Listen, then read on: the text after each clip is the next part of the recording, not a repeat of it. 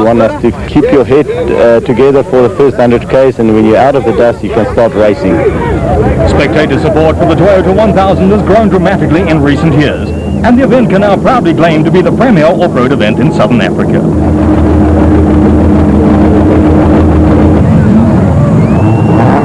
Clerk of the course, Peter Monsieur Wilson, officiated the start, with Dousen van Zyl first to leave, followed by Gary and Bodo Berthold in the M&E Glass Raceco.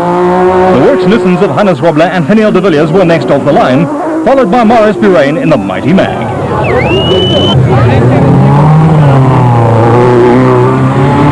Dousen van Zyl had a distinct advantage over the rest of the field.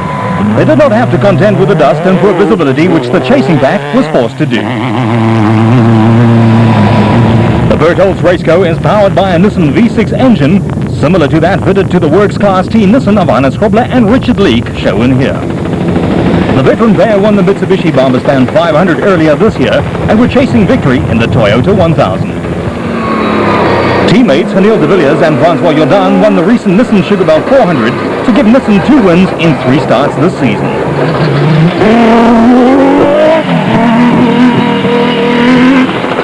Maurice Birain won the 1996 Toyota 1000 in the self-same Mighty Mag, while the Chepiks have won the Toyota 1000 3 times and were hoping to make it 4. They made short work of Birain as they set off after the leading pack.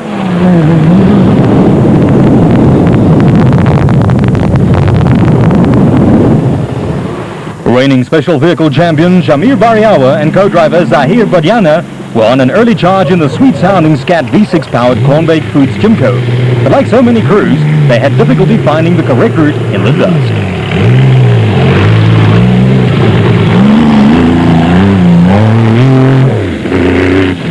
Six-times Toyota 1000 winner Api Reinecker and 4-time event winner Robin Houghton have not had too good a year in the Castrol Toyota Land Cruiser. Rookie off-road driver Atang Makakaneni and rookie navigator Evan Hutchinson have performed consistently all season. Isuzu made its debut in off-road racing this year, with former special vehicle aces Mark Corbett and Juan Moore spearheading the works effort in Class D. Steady development seemed to be paying off, and the victory in Class D could be on the cards. Drama for Reinecker, Houghton and the Castrol Toyota Land Cruiser. It had low gears. When it got to this turn, there was no gears, so that is something between the gears and the transfer box that went wrong. Through the years, crews have complained about route markers being removed by the locals, and this year was no exception. Chebek, Dousen, Robler and Berthold were early victims. Abundant rain in Botswana meant that crews could not cross the river at Metsameshlaba, and the course was rerouted over the main tar road to Molopolole. The Bertholds had grabbed the lead from Dousen van Zyl, but had Robler and Leek breathing down their necks. Only second behind them were the Chepex in the V-Motors Chenoweth and Dousen van Zyl in the Porsche-powered Raceco.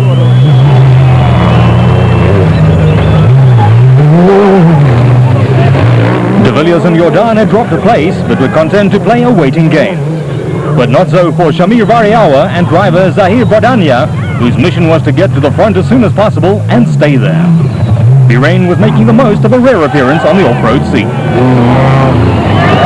Makakaneni and Hutchinson were on their customary charge in the immaculately prepared Hellman Logistics Jimco and were lying in 8th place overall.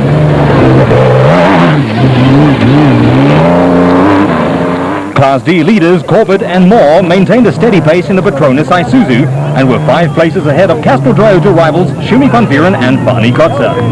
The long hours of development by Alan MacDonald and his team seemed to be paying off. Local businessmen Rashid and Faisal Noble were 10th in the Abe's Aceco, but had brothers Harrod and Lawrence Duplessis right on their tail in the Porsche-powered Chenoweth. Not far behind were Neil Woolridge and Kenny Skolthammer in the American-built Ford Ranger. Shumi van Vieren and Vani Kotza were up next in the Castrol Toyota Land Cruiser, 13th overall and 2nd in Class D. Reigning special vehicle co-drivers champion Bucks Carolyn and Henny Terstega had a slow start in the Daco Pajero and were lying in 14th place. Rally driver Paolo Piazza Musso and Scott Abraham in the Vacation Vans Jeep had moved up 15 places since the start and were hunting down the leaders. On board with Carolyn and Terstega in the Pajero as they passed the Nissan of Robler and Leek. Then Noble in the Aceco. followed by a near miss with Corbett and a wrong slot. Only to find Chepek, who was also lost, back onto the route.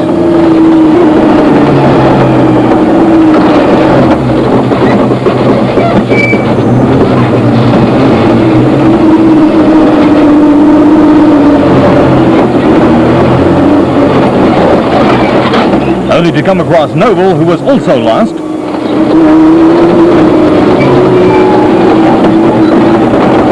And finally, they find the route and slot in behind Pobler and Leek in the Nissan, and Greg Harvey and Boystone in the Castrol Jimco. The designated service point, or DSP as it is commonly known in off-road racing. 250 kilometers down and 250 to go on Saturday. For the first time in local off-road racing, competitors had a compulsory 15-minute stop before entering the DSP. First to arrive was Woolwich, followed by de Villiers. Chepek was the leading special vehicle, and Van Vuren had moved ahead of the Isuzu on the road. I wasn't that much in favour of it. I will see after today how it works. It turns a bit of a marathon event into a bit of a sprint event, because you get here and you can have a good look over the car and relax and take your time. So I don't know, but let's see how it works, you know. Let's see how it goes. Corbett and Moore were next to arrive in the Petronas Isuzu. It was very tight the last 80 k's, and I think some of the oaks maybe have wrong slotted a bit to the back here. We were about 8th in the road and we 4th now, so I think 4 of the guys are wrong slotted somewhere. We got lost badly twice this morning. We started off in 7th, we got into the lead after about 100 k's, just to throw it away, and got badly lost. Right over a few trees, got a puncture, that put us back another 6 minutes. We caught up again, we're in front now, but I think some of the other guys have lost again, so it's the marking is a bit of a story. Woolwich and Skolthammer entered the service area, and the technicians set about refueling the V8-powered Ford Ranger. A new breather system meant that refueling problems encountered on the Nissan Sugarbelt 400 were now a thing of the past. De Villiers and Jordan were next to arrive in the Nissan Hardbody. Woolwich wasted no time in getting back in the race and the lead. We battled terrible to find the road when we were leading, and luckily for the other blokes, our marks got them to drive from the right route. But in a couple of places the local put the markers, the green markers across the road, and then we were at the last. We turned around twice, go and look for places. We must have lost about 5 minutes, but we're here, second though, so it's a quarter way through. Hannes Robler had experienced an eventful morning. The markers, they moved the markers, so we got lots of we had 2 flat wheels, so lost a bit of time, but the other guys not too far ahead, so it's fine. Much activity in the pits as Corbett and Pobler left together. Corbett didn't back off and gained an advantage over Pobler. Cheeky. Early this morning we had a puncture, dropped back to 20th, and trying to drive as hard as we can just to get our back to place. That's about it. Now the fuel seems to be a problem. It's not filling into the tank. So we'll wait and see what happens and put the place on the bench. Makakaneni and Hutchinson gained a place or two, but it was Paolo Bialzamuso who had made up the most places after starting 35th. Jeep's holding together, and we came from 35th to 10th now. So we hope that this next loop suits us better. It's more open. Maybe we can reel in another couple of positions. Leading Class E were Cassie Kutsia and Aki Farid. We're quite surprised to be in the lead in Class E, and yes, it's only 25% we did this morning, so there's another 75% left, so I'm looking forward to do it. Nielsen Carla Eriksson left the DSP while Barbaspan 500 organizer Yanni Visser attended to the second place Class E Toyota Hilux. Class B leader Hill Nell stopped for a brief check, while in the Ford pit, the third place Class E Ford Ranger Manfred Schroeder and Jack Peckham was receiving attention. Kurt Mulder and Willie Jordan survived the tight first loop, but not their large Chevrolet. Jens Busch caused much panel damage and shattered both wing mirrors, but an ingenious solution was found.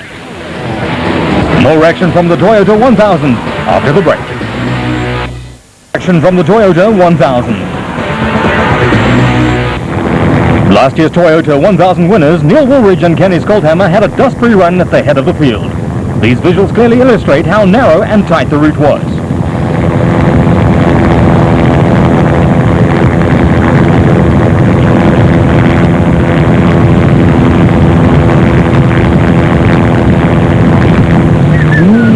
Second overall and leading the special vehicle category with the Chepex.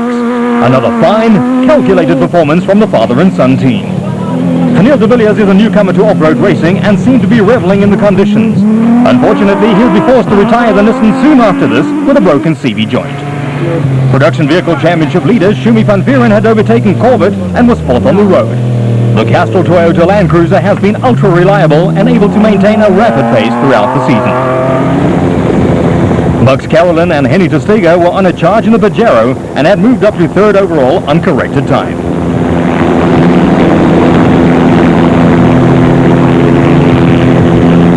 Early race leader Greg Dowse was having a torrid time. Getting lost and a loose coil wire did not help his cause at all. Mark Corbett and Juan Moore in the Petronas Isuzu were fighting to regain the Class D lead. Also fighting back after two punctures and a broken CV joint were Hobler and Leek in the Nissan Hardbody. Harrod and Lawrence Duplessis were running consistently in the top 10 in the Porsche-powered Genoa. Pitt Haasbrook and Christo Bosch had moved into second place in Class D on corrected time, but were being chased hard by Hein Probler and Gerard Prenslow in the Class D Nissan, who seemed a little out of shape trying to stay ahead of Piazza Musso in the Jeep. Lichtenberg 400 winners Cliff Barker and Malcolm Joubert were fighting their way back into the top 10 after picking up two punctures earlier in the day. Still leading Class E were Kasi Kutsia and Aki Fourie in the Castrol Toyota Condor that is developed and built at Toyota's assembly plant in Durban. Mr. Consistency, Phil Nell did not seem any worse for wear and was comfortably ahead in Class B. The Botswana bush had been transformed into a temporary town, and the overnight stop was a welcome sight for crews after a long, tough day at the wheel. First across the line with the Chepex in the V-Motors Chenoweth, followed by Hannes Hobler and Richard Leek in the Nissan, and Bucks Carolyn and Henny Testiga in the Pajero. Right behind them was Shamir Bariawa and driver Zahir Badania in the Cornbake Foods Jimco. But where was early race leader Woolridge? Carolyn left the final control in third place on the road, with Bariawa fourth and right behind them in fifth place Atang Makakaneni and Evan Hutchinson.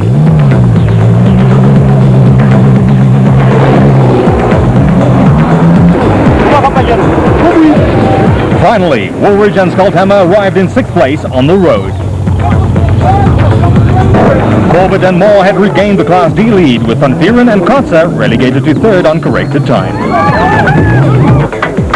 While crews took a well-earned rest, the technicians set to work repairing the vehicles. All seemed fine in the Nissan camp, while in the Mitsubishi pit, the service crew, under the supervision of Frenchman Jean-Louis André, gave the Pajero the once-over. Problems for Steve Weiheld and J.J. Kelly. A high-speed roll damaged the body of their N1 4x4 Pajero extensively, but they would be able to continue the next day. We'll see. We're going to try in any case to stay ahead. I don't want to eat dust again. But we're going to try and stay ahead tomorrow and see if we can't win and maybe catch a special vehicle that's ahead of us. Tomorrow will be a lot more open, so we'll stay on the pace and we'll try and find out how far the opposition's behind us, so we're not going to go flat out and try and break the car. We'll try and get it to the finish line. The top 10 on corrected time. The Chepex lead the special vehicle category in the V-Motors Chenoweth, and Hannes Hobler and Richard Leek lead the production vehicle category in the Nissan Hardbody. Highlights of the final day of the Toyota 1000 will be broadcast on ETV next Saturday.